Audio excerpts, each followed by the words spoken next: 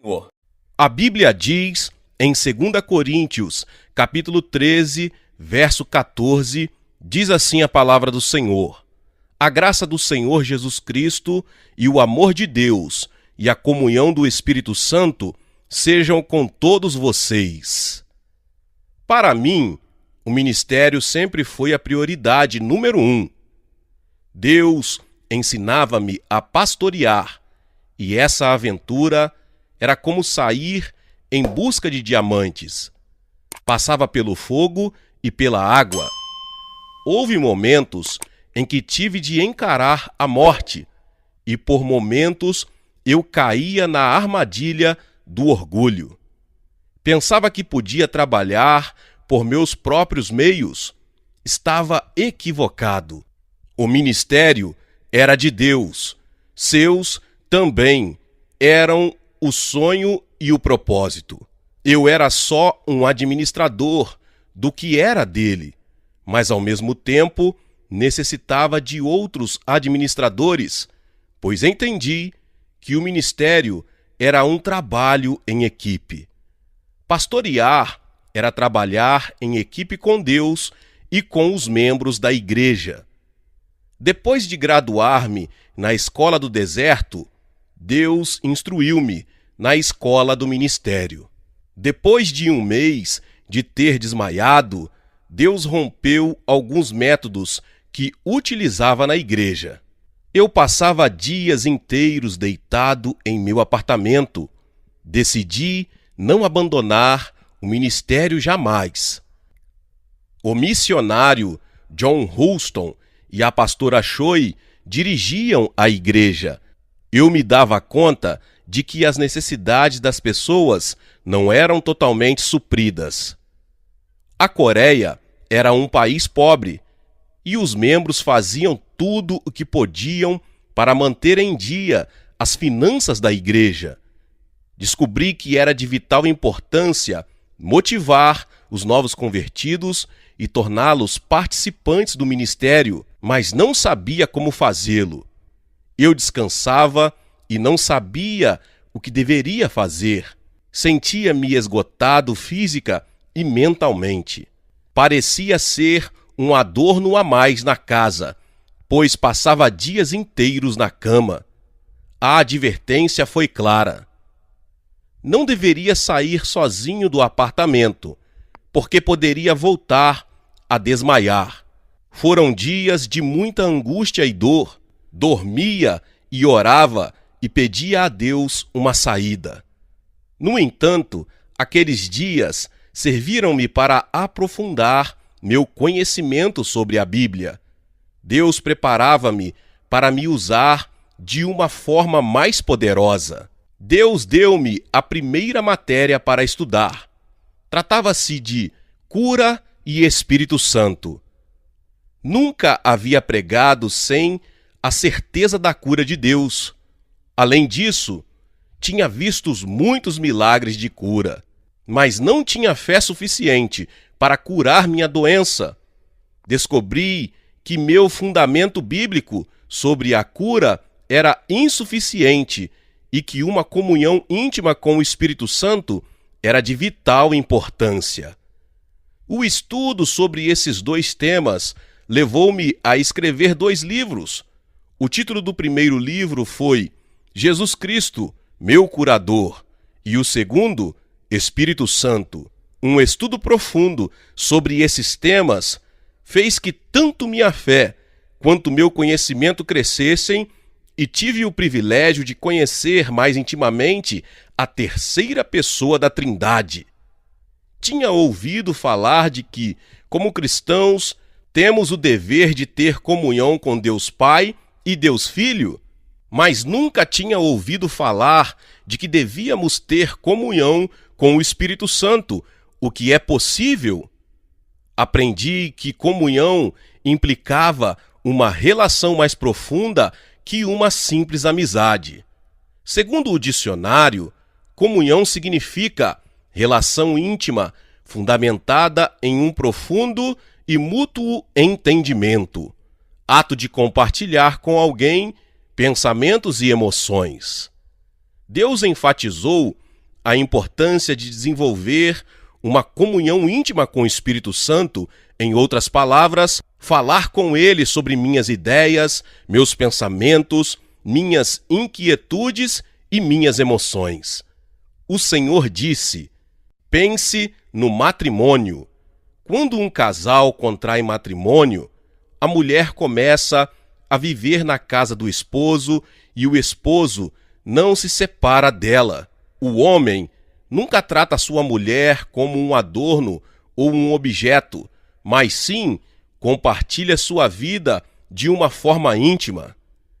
Digo isso porque quero que sua relação com o Espírito Santo seja assim. Durante 1964 e 1965, estive quase todo o tempo deitado em minha cama e minha relação com o Espírito Santo foi paulatinamente se aprofundando. Enquanto isso, os 2 livros que escrevi foram os mais vendidos, tanto na Coreia como no Japão.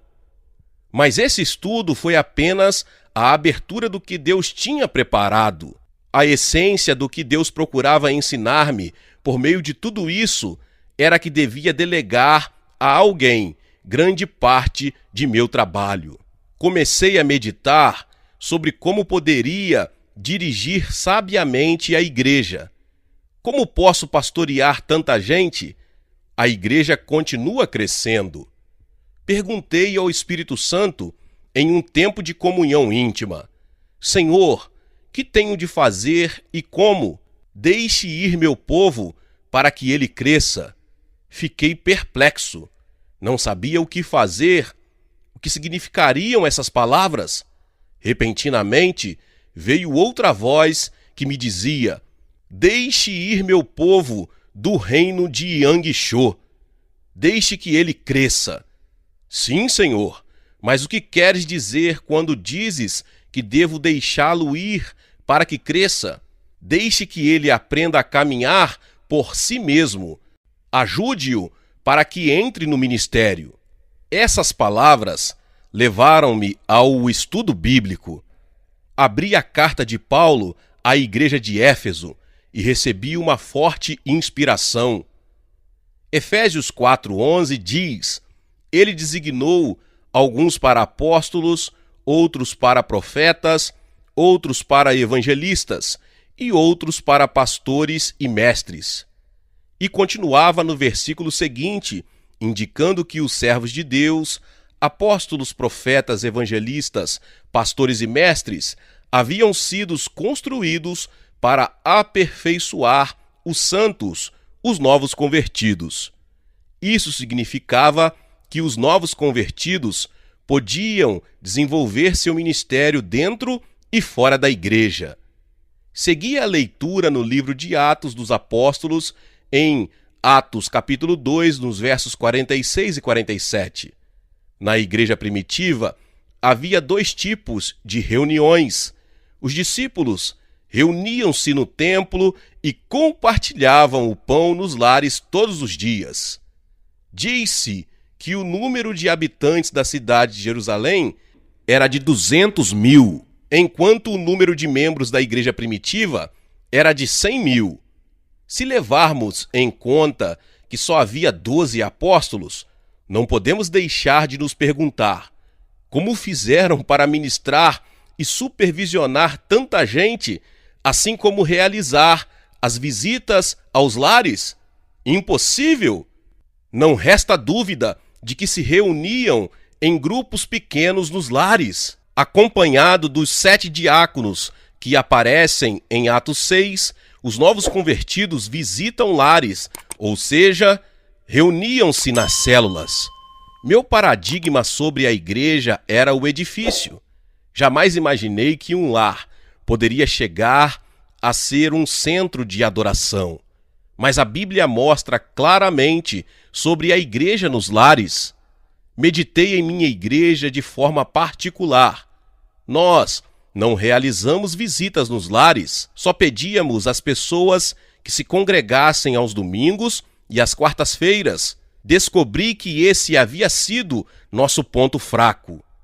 O Espírito Santo levou-me a Atos 6. Esse trecho da Bíblia narra como 7 diáconos foram eleitos com o fim de proporcionar o suprimento da necessidade material dos novos fiéis que se acrescentavam cada dia e como os apóstolos limitaram seu labor à oração e à pregação da palavra.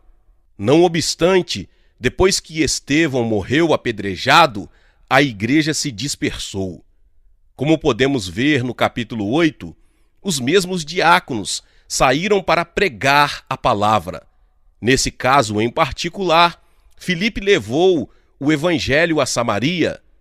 Em síntese, os apóstolos não delegaram somente a autoridade de administrar a igreja, mas também de pregar a palavra.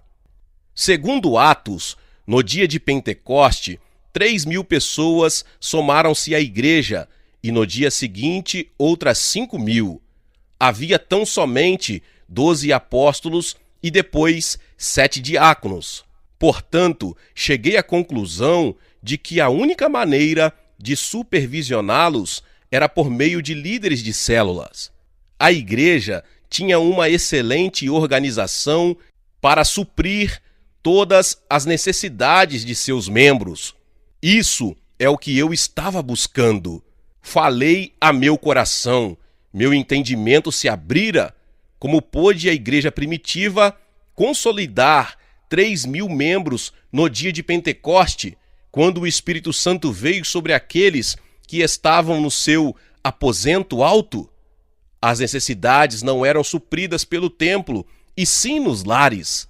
Segui a leitura e descobri em outras passagens o mesmo princípio das reuniões nos lares, ou seja, nas células. A célula na casa de Lídia, Atos 16:40, na casa de Priscila e Áquila, Atos 16, do 3 ao 5, na casa de Filemão, Filemão 2, sem sombra de dúvida, a Bíblia continha muitos fundamentos acerca de reuniões nos lares.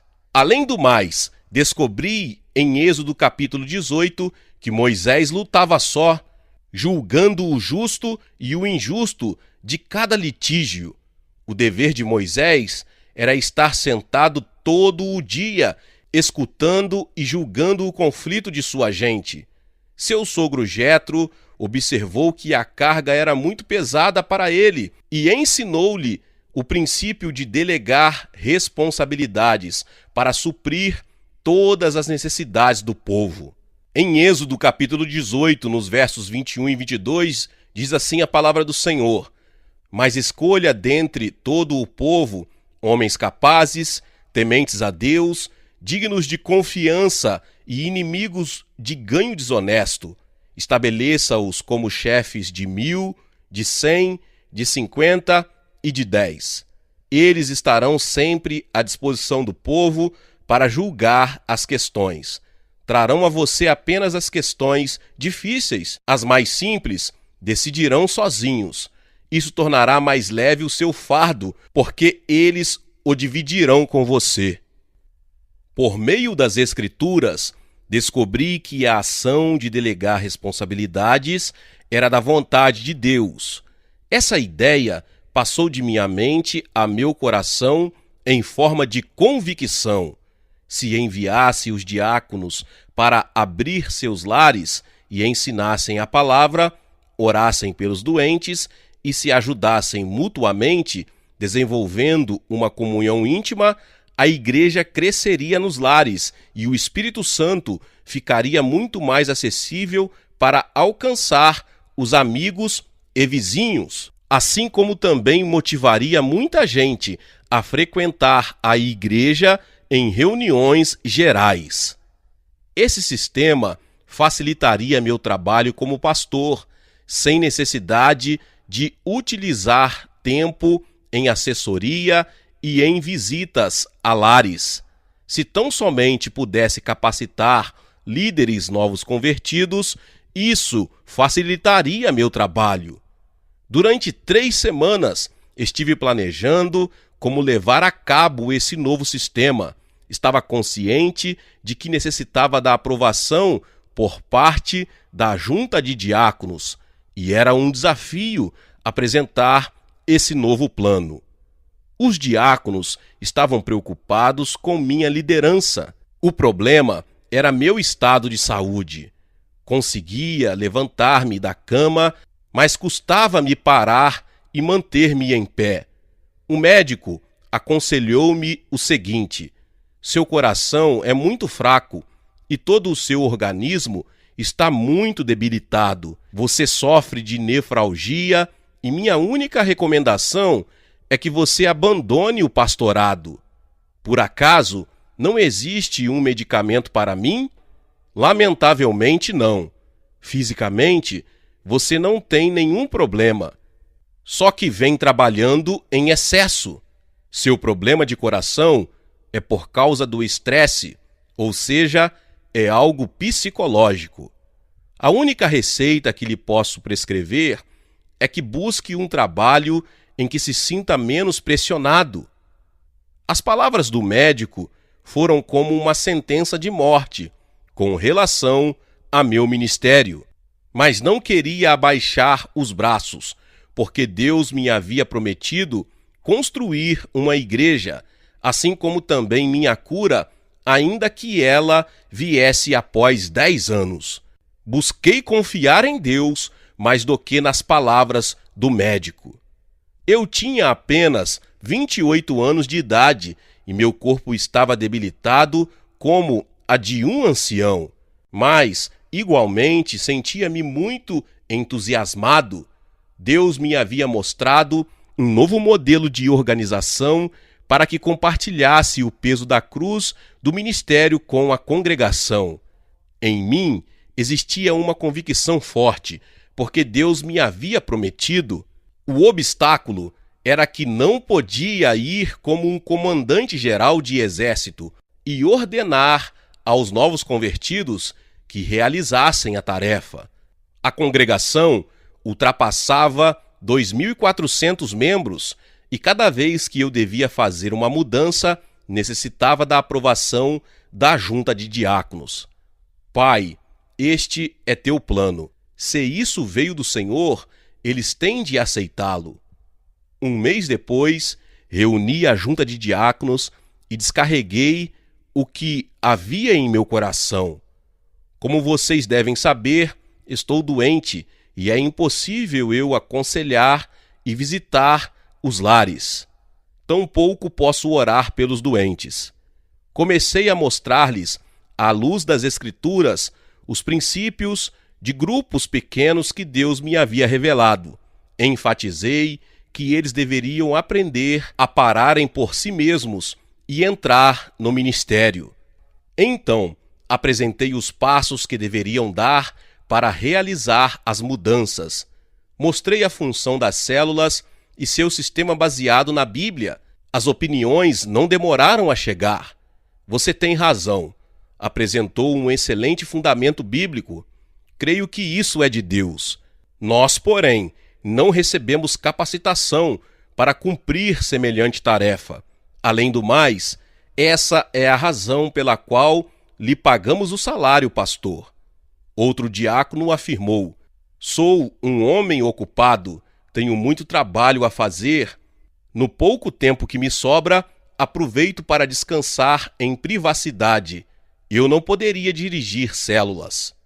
Basicamente, todos concordaram que a ideia era bíblica, mas achavam que era inexequível. Eu parecia não encontrar o caminho correto para continuar motivando. Eles não recusavam a ideia, mas tampouco a aceitavam, só estavam convencidos de que isso não funcionaria. Ainda que nem todos tivessem dado sua opinião, eu sabia o que guardavam em seu coração. Estavam pensando que era inadequado pedir-lhes que entrassem no ministério, visto que eles ofertavam para que eu cumprisse com essa obrigação. Senti-me incomodado, porque a possibilidade de pensar que eu estava delegando minha tarefa por causa de minha limitação física estava aberta. Dei-me conta de que os irmãos não tinham compaixão alguma. Ninguém expressou a ideia de contratar um novo pastor, mas escutei, momentos depois, por parte de uma pessoa que tinha participado da reunião, que tampouco iriam descartar essa ideia caso eu apresentasse uma carta de renúncia. Também tinha de levar em consideração que em qualquer momento podia desmaiar. Fui ver a pastora Choi, com quem eu sempre abri o coração, para contar minhas inquietudes e descarreguei tudo o que guardava. Depois de um tempo de oração e estudo da palavra, falamos sobre minhas distintas possibilidades de como realizar esse ministério. E surgiu a ideia de usar as mulheres como líderes. Em um momento de oração e meditação, a pastora expressou sua ideia. Tenho a certeza de que Deus nos mostrou esse caminho porque é sua vontade. Creio que devemos reunir as mulheres para apresentar-lhes esse novo projeto. Inclinei a cabeça, mas quem aceitaria essa ideia? Encontrava-me em Seul, Coreia do Sul, e não nos Estados Unidos. Na Coreia, não havia movimentos feministas e, sobretudo, as mulheres estavam em um segundo plano dentro da sociedade, devido à influência da cultura oriental. Por milhares de anos, a mulher havia permanecido sob a influência do homem, ou seja, a mulher obedecia ao homem. A mulher não conseguia ocupar um lugar importante na sociedade nem na igreja. Eu tampouco era uma exceção e acabava sendo difícil para mim aceitar essa ideia. Como poderiam as mulheres dirigir grupos nos lares? A oposição por parte dos homens era evidente. Além do mais, a Bíblia afirmava em 1 Timóteo capítulo 2, verso 11, a mulher deve aprender em silêncio, com toda a sujeição. Como oriental, eu tinha um entendimento muito particular quanto a essas palavras de Paulo dirigidas a Timóteo. O apóstolo escreveu essa mensagem com uma mentalidade oriental. Por tal motivo, quando meus olhos caíram nessa parte das Escrituras, imediatamente a relacionei com minha cultura. Na igreja coreana, os homens sentavam-se do lado direito do templo, olhando da entrada, e as mulheres do lado esquerdo. E no meio havia um véu que separava um dos outros. Quando faltava poucos minutos para terminar o culto, algumas irmãs inclinavam-se o corpo e sussurravam: "Você me escuta? Está aí? Nós nos veremos do lado direito, da porta principal." Era necessário que o pastor advertisse as mulheres. Ele dizia: "Irmãs, peço que guardem absoluto silêncio até sua saída do santuário." Eu entendia o que Paulo queria dizer quando explicava que Sara chamava a Abraão meu senhor. Ainda na atualidade, a mulher oriental chama seu marido de meu senhor. Por exemplo, se você perguntar a uma mulher coreana por seu marido, ela lhe responderá: "Meu senhor encontra-se muito bem, obrigada." Por essa mesma razão, quando procurei implementar a liderança feminina, por momentos questionei-me se isso não era só produto de minha imaginação. Deus, queres destruir minha igreja por meio desses pensamentos? Caso eu use as mulheres para dirigir células, todo mundo me dará as costas. Entretanto, Deus me disse claramente: sim, esse é o seu pensamento. Não coincide com o meu pensamento, que é usar as mulheres. Senhor, se realmente queres que eu use as mulheres, mostra-me os fundamentos bíblicos. Eu debatia com o Senhor. Meus irmãos e irmãs, nos dias seguintes, pedi a Deus que me confirmasse a liderança feminina por meio das Escrituras. Fui descobrindo aos poucos a sustentação bíblica. Finalmente, descobri que Paulo não era machista. Ele trabalhava em equipe com as mulheres, mas só quando elas estavam sob sua autoridade. Em Romanos, capítulo 16, no verso 1, diz que Febe era diaconisa da igreja em Cencreia, o que significa que estava em posição de liderança, mas sob a autoridade de Paulo. Era evidente que o apóstolo havia recomendado Febe como uma serva e também como uma pregadora. O fato de que Paulo lhe tivesse outorgado autoridade para pregar a palavra significava que ela possuía liberdade em seu ministério. Em Romanos 16:3, Paulo faz referência a Priscila e a Áquila e diz: saúdem também a igreja que se reúne na casa deles. Então, quem pregava nesse lugar? Comecei a pintar esse quadro a partir de um ponto de vista oriental. Na cultura oriental, o nome do líder sempre é mencionado primeiro. Se for assim, a ordem desses dois nomes não deve ser vista segundo o conceito de primeiro as damas. Se um ocidental visitar uma família oriental e saudar primeiro a esposa, isso é considerado uma falta de respeito. Se você visita uma família coreana e ainda que saiba que o esposo não se encontra em casa, é recomendável saudar a esposa, dizendo: como está seu esposo? Só então deve saudar a mulher. O esposo sempre tem de vir primeiro, porque o esposo é considerado o cabeça da casa. Meus irmãos e irmãs, na Coreia não se usa a expressão damas e cavalheiros, como também o homem nunca vai atrás da mulher, tampouco adiante, para abrir a porta. A mulher sempre espera que o homem passe primeiro. Isso é a cultura oriental. A expressão de Paulo quando diz Priscila e Áquila deve ser estudada segundo a perspectiva oriental. Priscila era a esposa de Áquila. No entanto, o Espírito Santo guiou Paulo para que escrevesse Priscila primeiro, porque ela era a líder do grupo.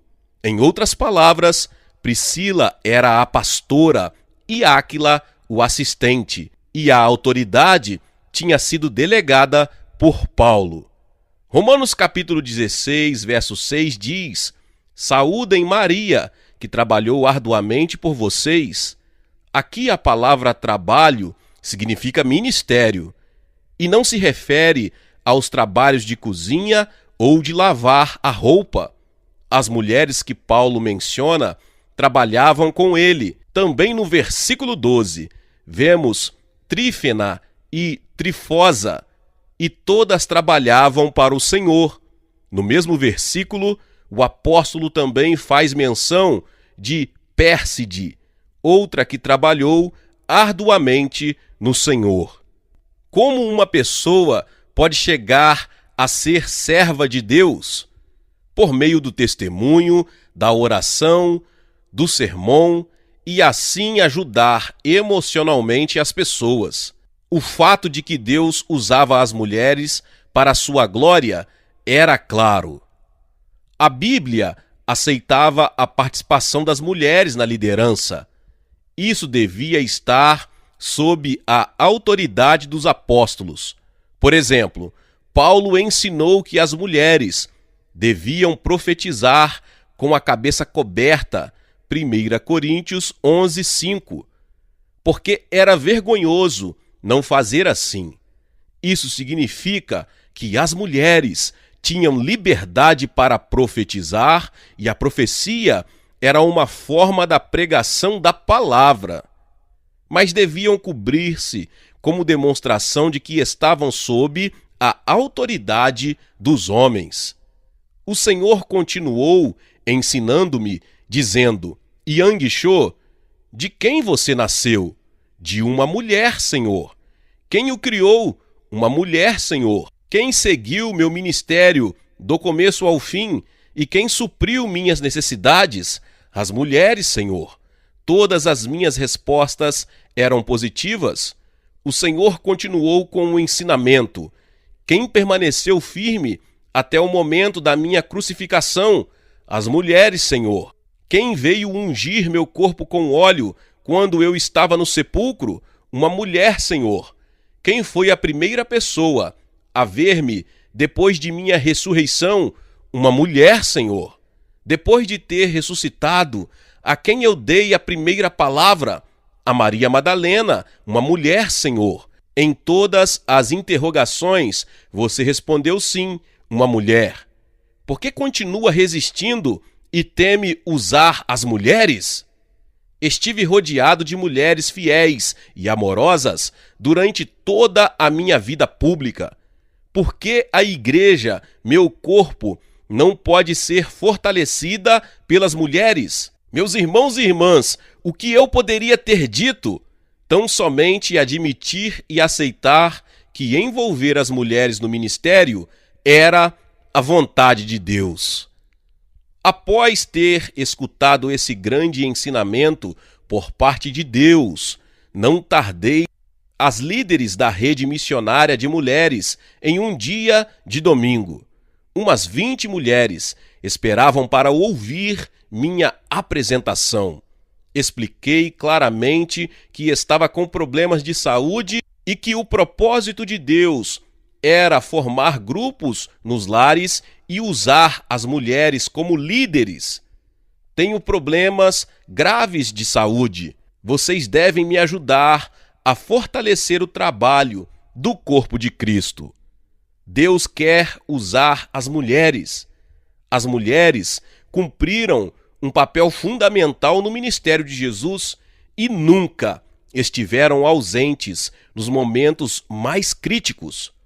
A vontade de Deus é estabelecer grupos nos lares e que vocês estejam à frente desses grupos. Amém. Tem razão, pastor. É a vontade de Deus. Estamos dispostas a fazê-lo. Conte conosco. Os homens tinham respondido de uma maneira intelectual e racional. Em contrapartida, as mulheres mostraram-se muito entusiastas. Realmente, mostravam preocupação por meu estado de saúde e todas concordaram em seguir os passos seguintes. A pastora Choi responsabilizou-se pela organização. De acordo com o número das diaconisas, dividimos a cidade de Seul em 20 regiões. O sistema em células tinha dado à luz os primeiros 20 distritos. Sugeri-lhes algo muito interessante e estranho por sua vez: usar um chapéu como símbolo de que sua autoridade como líderes estava sob minha autoridade. Em outras palavras, isso significava que a autoridade de pregar a palavra não era delas, e sim dada por Deus por meio de mim. Fiz o que Paulo tinha ordenado e não me pareceu ruim. Eu continuava mal de saúde, mas regressei para casa com um grande entusiasmo ao pensar que minha igreja estava entrando em uma nova onda do Espírito e que Deus esperava de nós um passo adiante para levar-nos a outro nível de crescimento. Pensei que toda a minha preocupação tinha se dissipado. Apesar de meu grave estado de saúde, o trabalho em células parecia encaminhar-se, e criei que havia chegado a hora de pensar no matrimônio. A filha da pastora Choi, Sung Hai, que recentemente havia se formado na Universidade Cristã de Mulheres, era uma jovem simpática e muito talentosa. Descobri que sentia uma atração especial por ela, e tive o pressentimento de que ela sentia o mesmo por mim, o que me fez sentir feliz. Decidi tomá-la como a mulher de minha vida. Um dia, chamei Sung Hai. Até o momento, a considerava como minha irmã mais nova. Sung Hai, você foi aprovada. Observei você todos esses anos e você foi aprovada no exame. Quem? Eu? Não sei o que dizer. Dei-lhe um relógio como compromisso de casamento. Depois de 1 ano e meio, quando tinha completado meus 30 anos de idade, no dia 1º de março de 1965, contraí matrimônio com a filha da pastora Choi, que era 6 anos mais nova do que eu. Senti-me muito feliz, ainda que nem tudo terminasse sendo uma boa experiência. Mesmo no dia do matrimônio, temia que pudesse chegar a desmaiar no meio da cerimônia. Pedi a Deus que me desse novas forças. Não podia estar tranquilo. Mais de 3.000 pessoas convidadas presenciaram a cerimônia. Tinha convidado um missionário que parecia muito comovido ao ver semelhante cena para que a dirigisse. Ele estava tão entusiasmado que pregou durante mais de 1 hora, enquanto eu e minha noiva estávamos parados no altar. Fazia todo tipo de gestos para esforçar-me a não cair nem desmaiar. Ficou tão difícil que a única coisa de que me lembro foi uma luta que parecia não ter fim contra meu próprio corpo, a tal ponto que nem sequer me lembro de ter ouvido. Eu os declaro marido e mulher.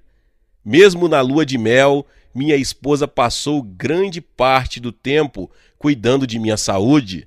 Não obstante, minha mente estava voltada para a igreja, em especial com relação às células e o crescimento. Mas tinha a tranquilidade de que grande parte dos problemas, quanto a estabelecer o sistema, estava resolvida.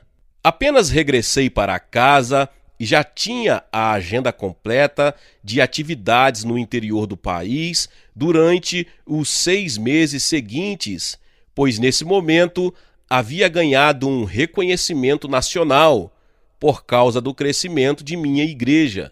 Permanentemente viajava por todo o interior do país, levando a palavra, e regressava a Seul só nos fins de semana. E logo que terminava a reunião dos domingos, fazia minhas malas novamente para viajar a outro destino. Enquanto isso, minha esposa caía em um poço de depressão. Depois de 1 semana de atividade, o único presente que lhe oferecia era uma mala cheia de roupa suja. Sentia pena por ter lhe feito tomar a cruz de ser esposa de um pastor. Além disso, não recebi nenhuma remuneração durante 3 anos, por causa da construção de um novo templo. Queria ser exemplo. Minha esposa viu-se obrigada a trabalhar durante esse período para suprir as necessidades básicas da família. Pôs um cartaz na porta da casa que dizia: aulas particulares de piano. Enquanto isso, as células continuavam crescendo, o que resultou em crescimento da igreja. Determinados grupos começaram a mostrar quais eram as características do êxito. Os integrantes do grupo convidavam familiares e amigos para as reuniões do grupo, e muitos recebiam Jesus como seu Senhor e Salvador. Os grupos cresciam como fazem as células biológicas, por reprodução. Graças ao trabalho em células, o número dos que assistiam às reuniões de domingo foi crescendo de maneira espantosa, assim como o número de células. A igreja sentiu a necessidade de contratar mais pastores para supervisionar as células e designar mais líderes para esses grupos. Chegamos a um ponto em que não pudemos estar em dia com os papéis dos novos convertidos e, como consequência, diminuiu a porcentagem de crescimento. Apesar disso, a última cifra registrada oficialmente, em 1964, diz que tínhamos 2.400 membros.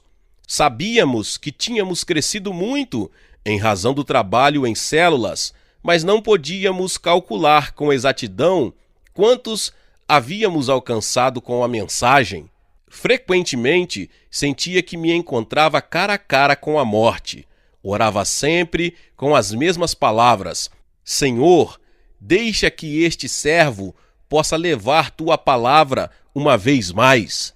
Se atenderes a esse pedido, podes levar-me para teu reino depois de pregar tua palavra.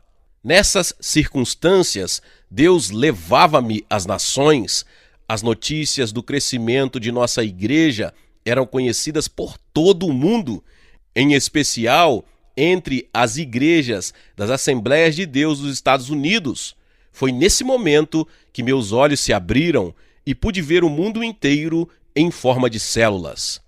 Fui eleito presidente das Assembleias de Deus da Coreia do Sul e tive o privilégio de servir como membro da Junta de Conselhos nas Conferências Mundiais Pentecostais celebradas em Seul e no Brasil.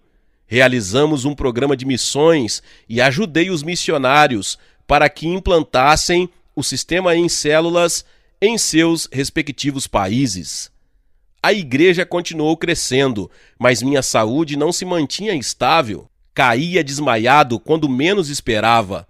Em certa ocasião, desmaiei no aeroporto de Tóquio, no Japão, e outra ocasião nas Assembleias de Deus dos Estados Unidos. E também em Singapura e em muitos hotéis.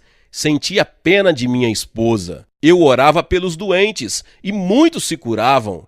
Cada vez que via grandes milagres de cura, dizia por dentro: Senhor, por favor, peço que também cures minha doença.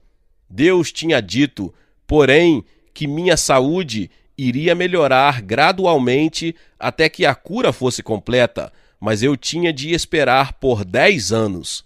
Nesse período, passei momentos de muita dor e sofrimento. Percebi que nada estava sob meu controle. Meu único objetivo na vida tinha sido o êxito. Ainda quando estava no ministério, meu desejo era construir a maior igreja de toda a Coreia. Mas chegou um instante em que nem o êxito, nem a ambição de querer construir uma igreja grande pareceu-me ter sentido algum. Só podia depender de Deus e confiar cada segundo, cada movimento, cada passo, cada alento de minha vida àquele que mostrava compaixão por mim. Agora sei que aqueles dias foram momentos de quebrantamento, e quão importante é que o líder seja quebrantado. Caso o líder não o experimente, nunca poderá dirigir o povo de Deus como pastor, porque o temor se apoderará dele. Uma liderança não quebrantada cairá na armadilha do dinheiro e do poder, porque guardará temor de perder sua posição e autoridade. Além do mais, desconfiará de seus seguidores e nunca lhes delegará sua autoridade por meio de perder sua posição e autoridade. Deus usa uma pessoa de acordo com o nível de sua entrega. Agora me dou conta de que Deus não pode usar uma pessoa até que ela seja quebrantada por completo e deixe de confiar em suas próprias forças. Portanto, ainda que tinha recebido a cura completa, descobri que meu ser era apenas um insignificante grão de areia diante da presença de Deus.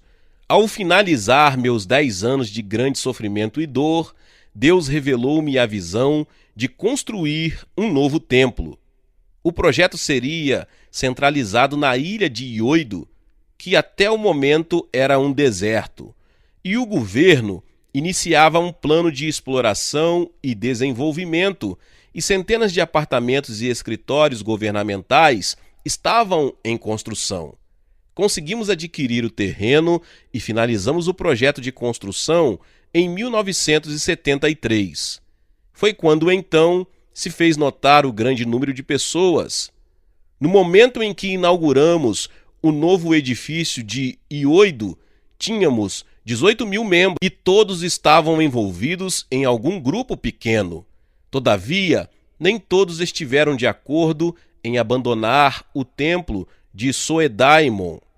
8 mil pessoas decidiram ficar, e a denominação designou outro pastor para que dirigisse a congregação. Junto aos 10 mil membros, começamos uma nova etapa, a Era de Ioido. Continuamos a crescer e percebemos que a produção das células era ilimitada. No momento de nos mudar para Ioido, o milagre chegou à minha vida. Senti como uma onda de cura que golpeava contra o meu coração. Não posso dizer exatamente quando, mas sem sombra de dúvida, a cura foi completada. Nunca mais voltei a sentir o alento da morte. A cura havia chegado à minha vida e só dependia de Deus. Yang Cho, o grande, tinha morrido e junto com ele a sede pela fama e pelo poder.